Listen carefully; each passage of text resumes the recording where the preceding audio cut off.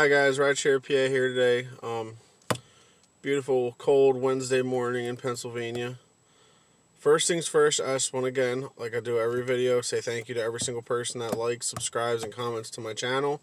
I appreciate the feedback. So if you like the content, smash that like button, subscribe to the channel, and do me a favor, ring that bell so you know when I come out with new content. Okay, today's topic is going to go over basically just this one's geared more toward riders. Riders, you need to understand that drivers as a whole, the 5-star rating thing, if a driver gets you from point A to point B safely, you need to give him 5 stars, okay?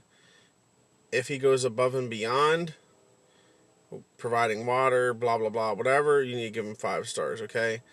Basically, unless the rider did something wrong to basically offend you, piss you off, sexually, like, assault you, abuse you, like, come onto you, things like that, then you should not be giving him anything less than 5 stars, okay, guys?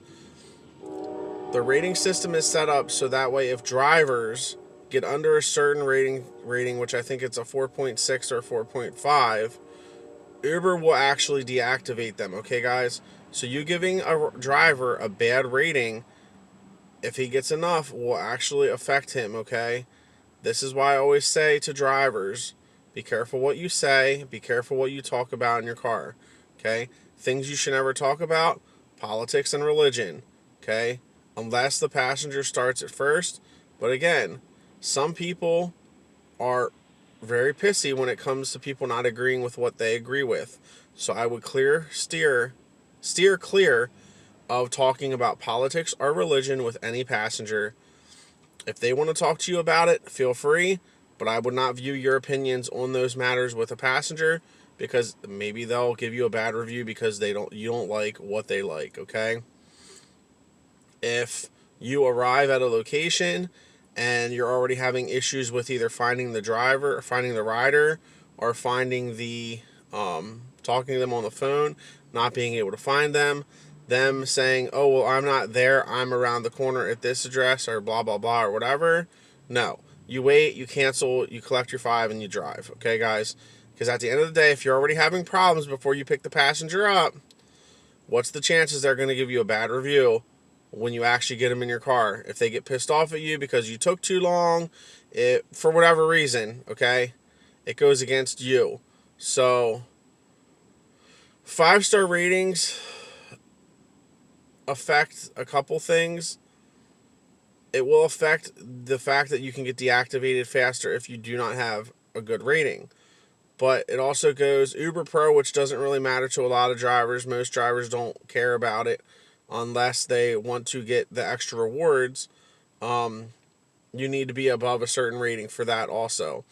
But for all my riders out there, if you get a driver, whether it's Uber or Lyft, and they do their job right, they do their job well, they may or may not talk to you, but they get you from point A to point B safely, and they don't freak you out or creep you out or anything like that, do them a favor and give them a 5-star rating, okay?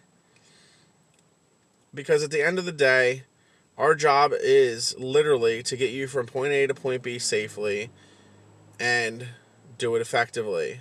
So if we're doing that, if we're following the directions on Uber or Lyft, and we're getting you from point A to point B safely, give your driver a 4-star or a 5-star rating, okay? What you don't realize is if enough people don't do that, and you have a really good driver that follows the instructions, does what he's supposed to do, goes from point A to point B safely, but people are cheap or people want to be an a-hole and give them a 3-star or 4-star or 5-star, over time that's effectively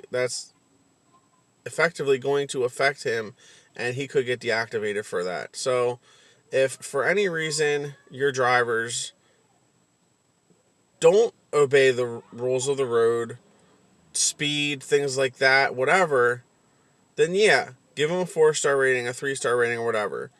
But if there's no reason for that, you should not be doing that, because at the end of the day, like I said, you are technically going to affect someone's livelihood if they get deactivated for having a low rating.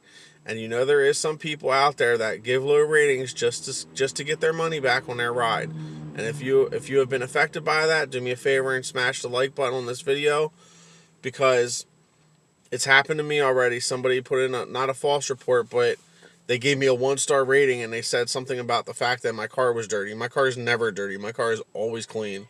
I clean it every single day. I vacuum it out every single day before I start and every single day after I finish. So I know for a fact that was a BS report.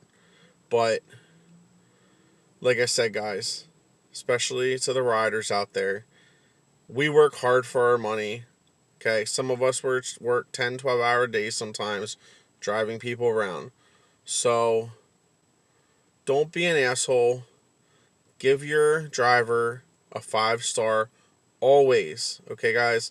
I always give my riders a 5-star rating, okay? I've never given anybody less than a 5-star rating. Ever. I've had people talk vulgar. I've had drunk people in my car that were just belligerent. I've never given them anything less than a 5-star, because you know what?